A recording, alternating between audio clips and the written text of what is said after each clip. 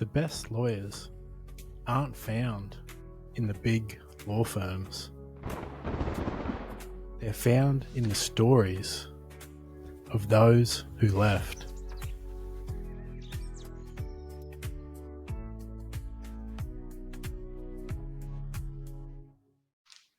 Hello, listeners and viewers, if you're on YouTube, of the SELL.Life Podcast. I've got with me Mary Shamaly, who joined the league very early. She's a founding member. That's why she's early in the podcast episodes.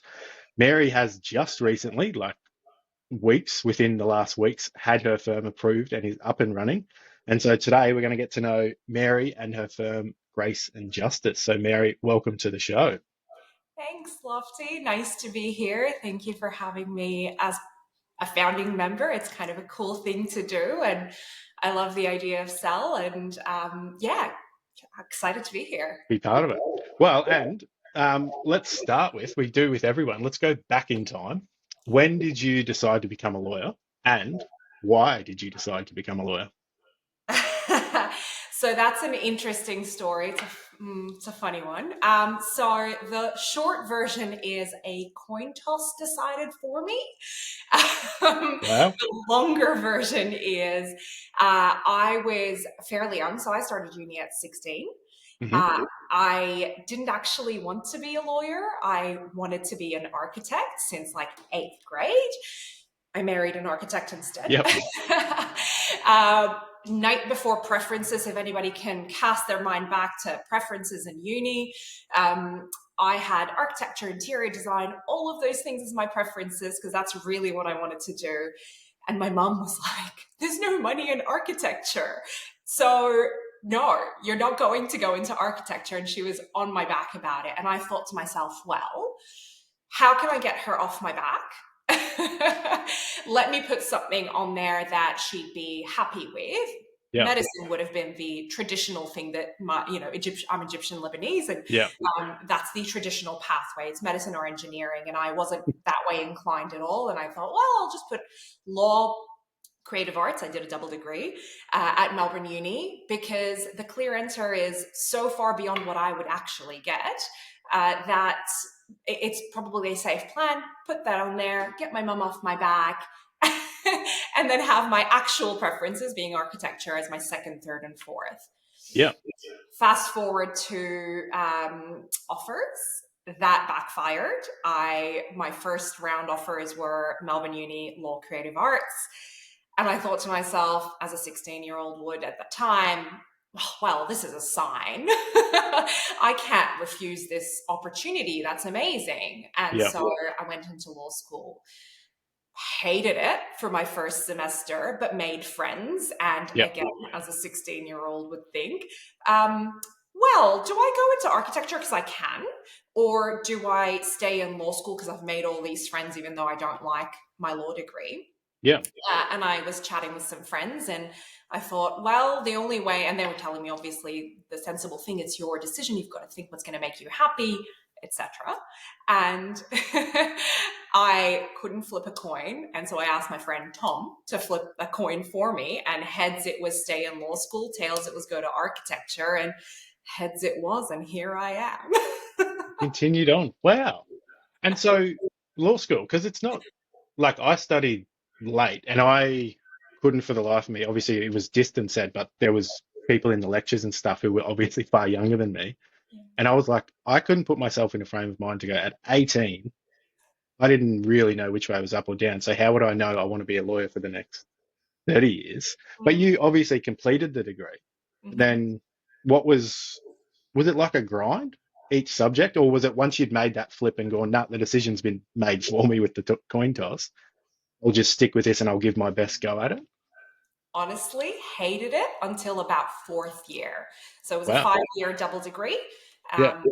And it was an undergrad back in the undergrad days. And I did the creative arts degree, kept me sane through my law degree because I loved the artistic side, the creative. I did photography as my major. I just loved it. Yeah. I didn't really figure out law school while I was at law school. And it was a grind until about 4th year. I had said to myself, I'm going to finish law school because I'm not a quitter, and then I'm going to go and do architecture. That was my entire law school until about fourth year. Did my electives, did some children's rights law, human rights subjects, and that's when it flipped for me, when I thought, you know what? This is really interesting. This I can do. This I really enjoy. And maybe I can be a lawyer. So I'll give it a crack. So I finished law school at the 5-year mark. I had just turned 21, and I thought, I'm not ready to go out into the world just yet. I like this idea of being a perpetual student because I like learning new things. And so I decided to go ahead and do a master's of law in human rights. And so I went to Monash to do that. And I really enjoyed that because I thought, what are the subjects I really loved at law school? What is it? What trajectory do I want to go down? And it was more the human rights-y type children's rights elements. And so I did my master's over the next 2 years after that in human rights. Really enjoyed that. And then, got admitted after PLT in 2012. So now 13 years ago. In 2 weeks exactly, actually. And so your admission, were you working in a firm already, or did you go government, like legal aid type work initially? Yeah, so originally I actually started, and again, I describe my career as a series of falling into things that turn into intention. So I feel like I fell into law because of how it happened, and I just went with it. Then I fell into a child protection career for a long time, and I stuck with it because when I graduated PLT, and it was, those around me as well weren't getting lots of jobs. And it took me probably about 9 months from PLT to get my first lawyer gig.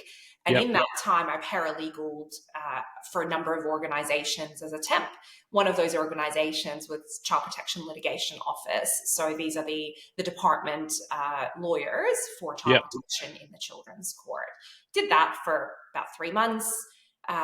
Forgot all about it, went and got my first lawyer gig in private practice, did anything but human rights-y type stuff. So I did environmental town planning for the big corps, things that... For the ones, I mean, I like developers and stuff, but for the ones who aren't exactly trying to protect the planet, they're trying to make some money off the land. There was a cognitive dissonance going on whilst I was in that role. I enjoyed it because I enjoy learning new things and all the research elements of it and upskilling. But the core of it, not me. So I did I did private practice for a little bit until, and the goal was getting into legal aid. I loved the idea, again, legal aid, human rights, non-billable hours, let's be honest, because who likes tracking billable hours? And I, maybe I shouldn't say this out loud, but I applied to legal aid 14 times. I was that obsessed with getting into legal aid. And, again, I was maybe 22 at this point, 23, and hadn't cracked the code for how to do job applications, and especially government ones, this key selection criteria, etc. Somebody I worked with at CPLO years earlier gave me a random call one day. He'd moved to legal aid and wanted me on his team. And I don't know, again, God's providence, I think, but he called me and said, we're advertising, we're doing this. And by that point, I'd given up on legal aid because I thought 14 times, just have some self-respect, girl. and then I got that gig. So fell into, again, child protection, did intervention orders and youth crime. So all in the children's court. Did that for a couple of years before moving to the children's court itself as a conciliator for child protection matters. So I really heavily niched down on that, but kind of by accident. So lawyered in the space, loved it, really high stress levels though, because anybody who knows legal aid lawyer is... Well, and particularly the child side, like that's a high burnout rate. I know Child Protective Services, like the caseworkers, I think it's less than 2 years. Like that's the career path, and understandably, I couldn't imagine. You're seeing it every day, so it would it can have a darkening effect on your own worldview. 100%. To see that's every day, so it seems like the whole world's full of it, even though there's obviously very good people out there. But you've lasted through, well, how many years? Well, I started at Legal Aid in 2015. And kind of stayed in and around the Mm, children's court space or the child protection crime space, family violence for that entire time. I swanned in and out of the child protection space specifically. So I did the conciliation, which is court ordered conciliation conferences, so mediator yeah. for child protection matters within the court process to try and keep them out of contested hearings. Did that for a little while, kind of got itchy to do something else, learn something new. And there was the youth justice legislation was changing to introduce a new sentencing option for youth offenders. Hmm. Uh, with that change came a requirement for a new pilot project to create the process around it. So I seconded myself out to that for a year, built that pilot project up with a team of 4, including me, and then went back to my regular gig as a conciliator. Hmm. Uh, did that for a little bit longer. Uh, got itchy again, got asked to do a project role for family violence in that space, given the history of my kind of project roles, as well as legal brain, as well as, just being in the children's court. MERIM, if anybody knows MERIM, the Multi-Agency Risk Assessment and Management Framework, that is a mouthful, that was legislated for basically everyone except for lawyers. Anybody who touches anything to do with children and family violence specifically, had to align to this new legislation for a shared understanding of family violence. And so I was asked to do the alignment piece for the children's court. So I did that again for about another year. Went back to my substantive gig. Got itchy again after a little while and thought to myself, do something completely different. Somebody from Leo Cousin asked me to come and apply for a role as a mentor and lawyer there. So I taught the practical legal training course at Leo for a little while. Hmm. And then I went back to my substantive gig until the end of last year. Came back into full-fledged practice at the beginning of this year, and that didn't last very long before I decided, you know what, I want my own gig, and Grace and Justice was born. I was gonna say, because it just looking and hearing your background, where it was sort of the coin flip, and it's not to say you didn't make the decision. Ultimately, we're all in control of our own decisions, but you were sort of guided. And I find some lawyers I talk to, sometimes it's a pretty sad story because they sort of got pushed into an area of law like commercial litigation. They kind of like, if you don't have a heart for it, I enjoy it. I enjoy negotiating at the high level where, to me, it's actually low stakes because we're just playing with money. That's Mm, not going to do anything. And so I enjoy that thrill. But if you don't like that and your first job is in that industry and then your next 4 years, and then every recruiter says, well, you've already been there, so stay there. Suddenly you wake up 10 years later and you're like, you don't like who you are, you're on the partner track.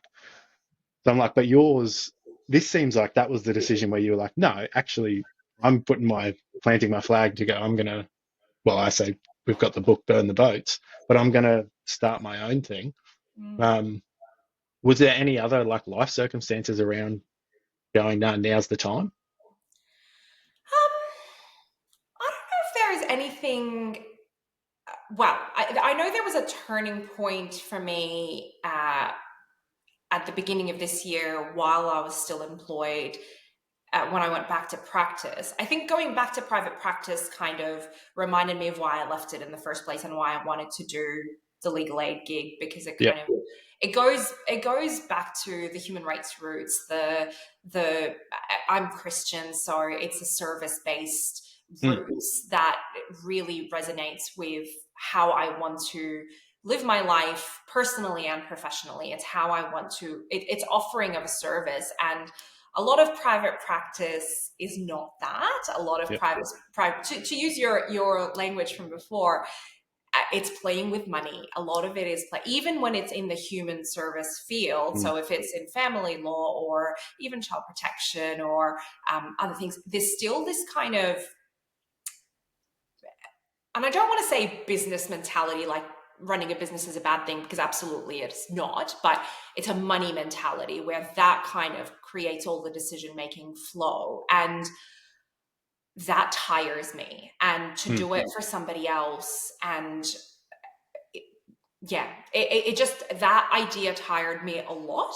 And even though I'd not made the decision to start my own firm until literally like 4 months ago, it was kind of in the back of my mind. I think a lot of the time, throughout the years, it was always this kind of, you flirt with the idea, you put it out of your mind, you flirt with it again a little bit later, you put it out of your mind until your current situation becomes so untenable that the discomfort of being uncomfortable far exceeds the discomfort of going and doing something scary and starting your own thing. And I think that was it for me. I got to a point where I felt I was thoroughly unemployable to other people, because I just didn't want to fit that cookie cutter mentality, do the things without thinking of the why behind them and the why for the client.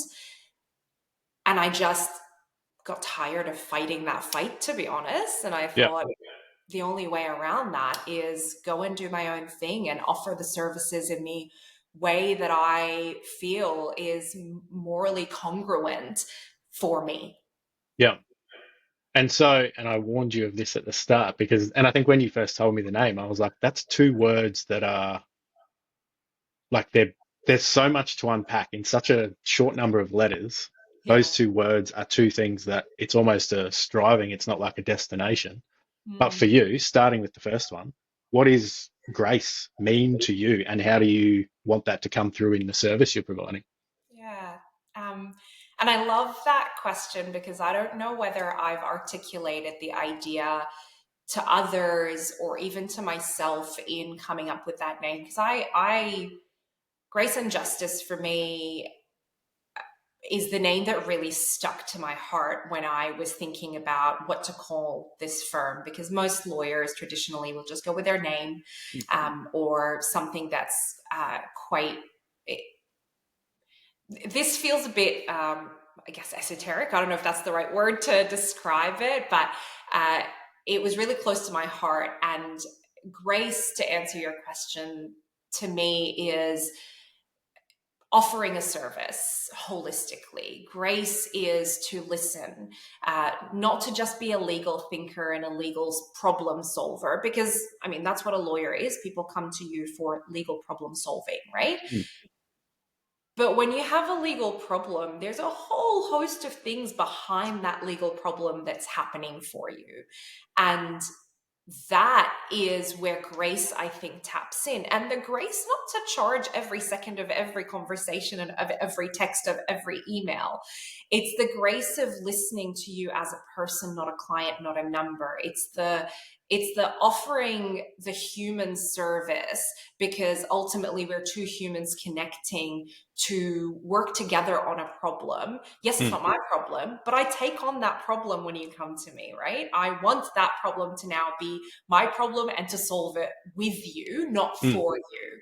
And so grace to me is all of that in a human relationship that helps you come out the other side in grace. So it's not about, which a lot of litigators do, and you'll know this, and a lot of clients will know this about their lawyers or lawyers they've interacted with. It's about the legal win a lot of the time, without consideration for the human, the rubble that's going to be left after that fight is done and dusted.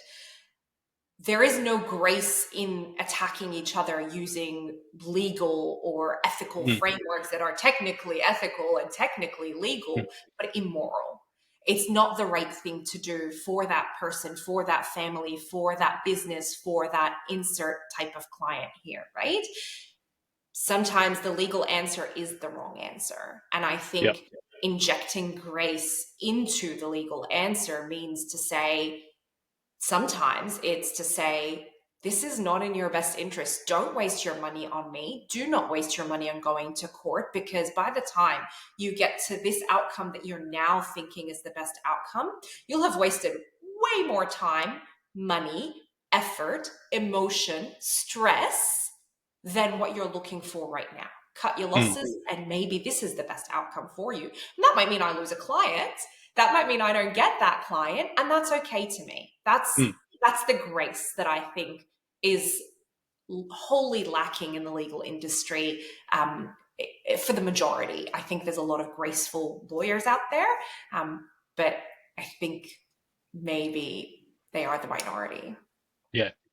Well, and I think that for me, having interviewed so many, like in my first few years, it's kind of an uncanny spectrum of lawyers I got to interview, over 1,000 in from corporate to family law and criminal law.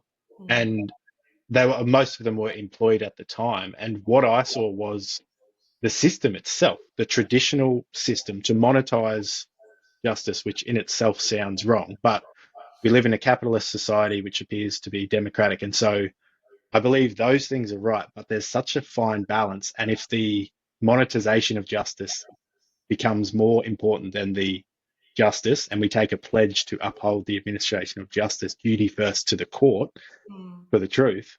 But I go, if that overlaps that, that's when you tip the scales and suddenly you are just a cog in this billable machine, and you see the DUI matter in court that you're going to. It's not the fact that someone's going through depression and family breakups and they had a bad night and they did this. It's just, oh, that's $1,200 for the day.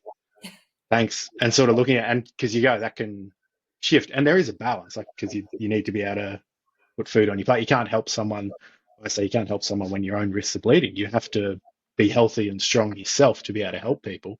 Yeah. But I think that just in the system, and I think what I noticed is going through law school, because I went through as a mature adult, I was never going to fit a mold. And also because I'm a salesman, entrepreneurial, and a bit never fit the mold from very young.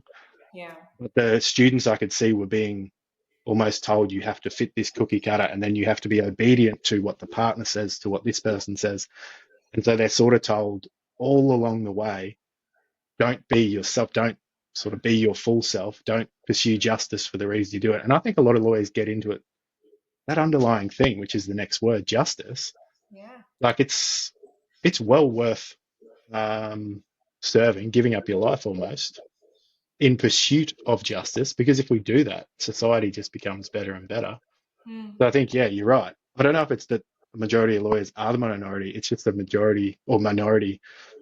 They don't feel they're capable of doing it. Hence, what me and Courtney are trying to do is, if we can inspire people into self-employment, then you get to dictate the terms. What sort of lawyer do you want to be? And I think if we unlock that, hopefully there'll be a sort of wellspring of people coming into law like you, approaching it from the side of, hey, this can be financially rewarding and we can do something really good for society. Lawyers were once beloved. Yeah. The last 40 years, it's a butt of every joke in comedy sketches and stuff that lawyers are, no one likes lawyers. So taking that, and I can see the grace, that was my next question, but the justice side of things, because that seems like it would perfectly overlap. If you approach law in that way, hopefully an inevitable outcome is just outcomes. Yeah, I guess just a couple of points on a couple of things that you said, that cookie cutter mold and people, lawyers, the majority of lawyers not feeling equipped to do the right thing is something that's shown through, I think, in my third year of law school, when we were supposed to do clerkships. And I don't know if that's still a thing nowadays, but in third year undergrad or about fourth year undergrad, this is when you do your clerkship applications. And I think I did all of two.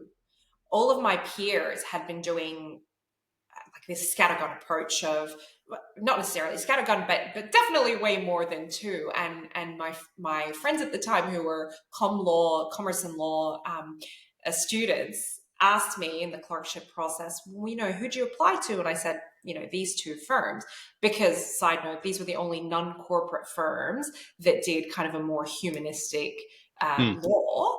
I think it was personal injury, if I remember correctly.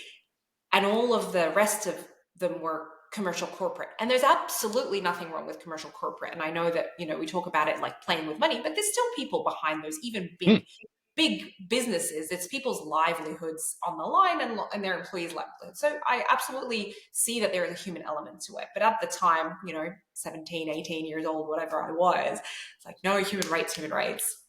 So I only did the two. And the gasp that came out of my friend's mouth when I told them that, and they, in these words, almost verbatim, told me that I was throwing my career down the toilet because I was not following the path, you know, the path that law school puts you on, the path that you're supposed to do, which is the big four or whatever top tier firm or mid tier firm, and you know, great salaries straight up as compared to going to small boutique firms or legal aid.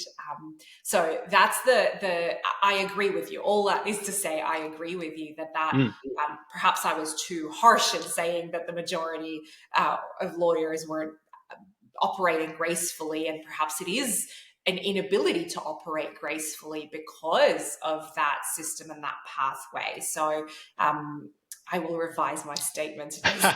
No. And I think it's just, yeah, having seen it, the environment effect. And I mean, you work in the justice system. I've had family members go through that system, and I've seen some of these kids who end up in child protective services are already on the radar of the police when they become adults. So whilst they may be committing the crime, the likelihood of them being picked up and ending up in the criminal system is almost, sadly, guaranteed.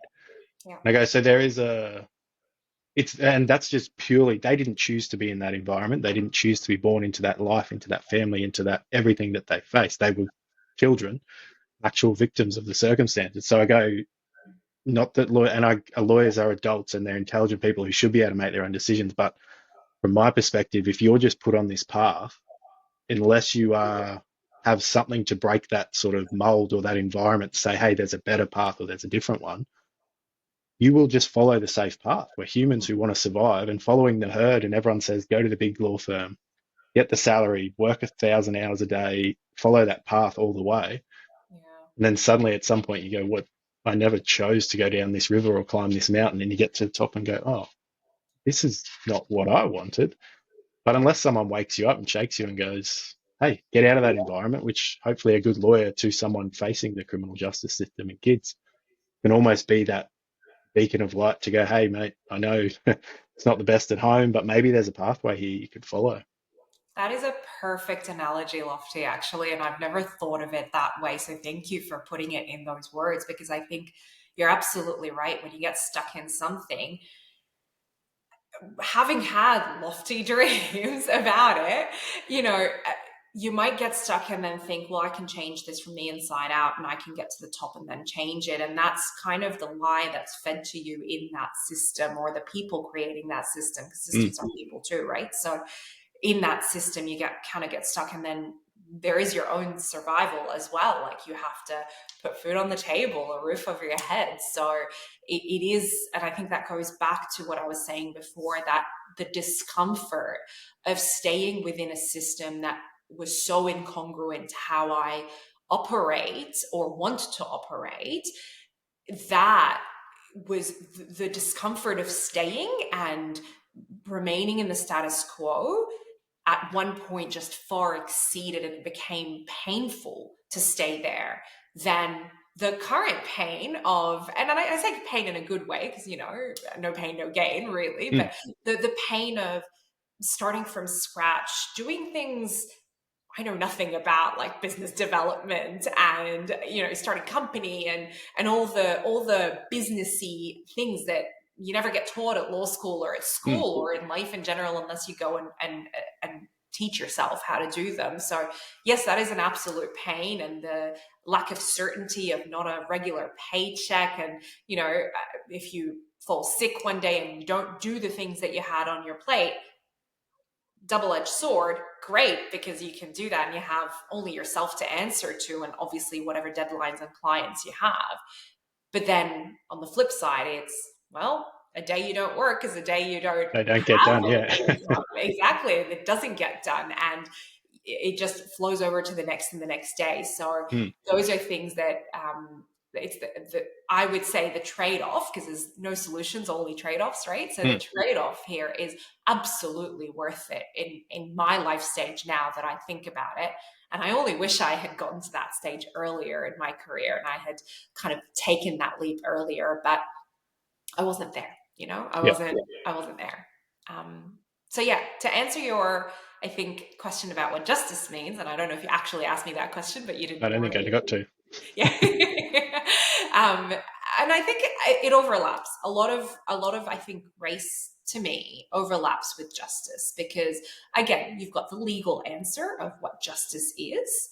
You've got the media's answer of what justice is. You've got the public opinion's answer of what justice is. And then I think you have the moral answer of what justice actually is. And to me, the moral answer trumps all.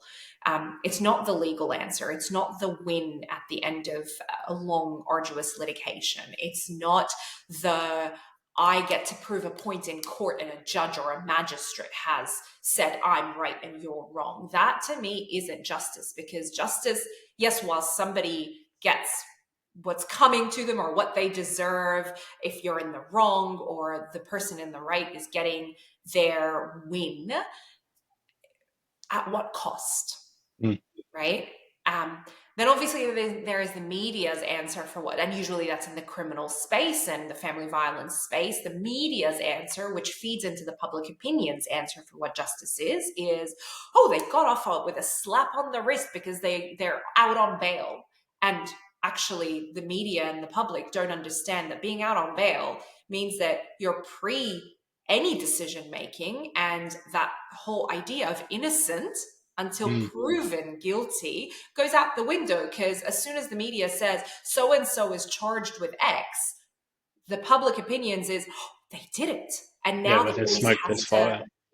Exactly. And now the police has to just, tick the boxes of proving it in court, but they actually did it. And there is no nuance in what somebody being out on bail actually means, and what actually not going to jail means if you're on a supervisory order, if you have pled guilty or been found guilty and you've gotten to a point where you have, let's say, a community corrections order. Oh, slap on the wrist, they're still out in the community. Because you don't actually understand what liberty loss that actually is and what has to happen on these orders for them not to end up in jail if they breach these orders. And then there is no conception of what jail actually is and how bad it is, not only for the person's rehabilitation. Yes, they did a bad thing. Yes, there is justice to be had, and you've got to be punitive to an extent to punish the crime, depending on the crime. But going to jail ain't the answer. Going to jail is usually bad for the person going to jail, bad for the rehabilitation, and because they're not in there for life, they're coming back out into the community, and therefore it's bad for the community. So this public opinion, media's opinion, they've got off with a slap on the wrist because they didn't go to jail, is a terrible one for justice.